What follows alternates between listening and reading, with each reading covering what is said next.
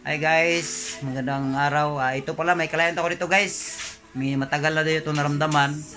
So ngayon guys, ititherapy natin siya. Under problem to guys, kasi mahirapan na siya makahinga. So, ikaw na lang magkwento sa history mo, boss. Ano bang history nito? Mga 2 months na siya yung nabagsak ako. Nabagsak ako na aksidente. Harap ka dito. Tapos, naramdaman ko na medyo ngalay yung likuran ko. Tapos hanggang sa bato. Hindi na ako makahinga. Nakapahilot ka na.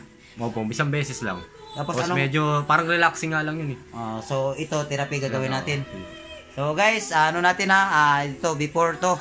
So sa after na naman tayo maya. Siyempre, ayaw ko naman makita na sisigaw siya. Tuwan-tuwa naman kayo. Sige. Few minutes later. So guys, ito na yung after guys. So tanungin natin si sir kung anong naramdaman niya pagkatapos ng session namin. Sir, anong naramdaman sir?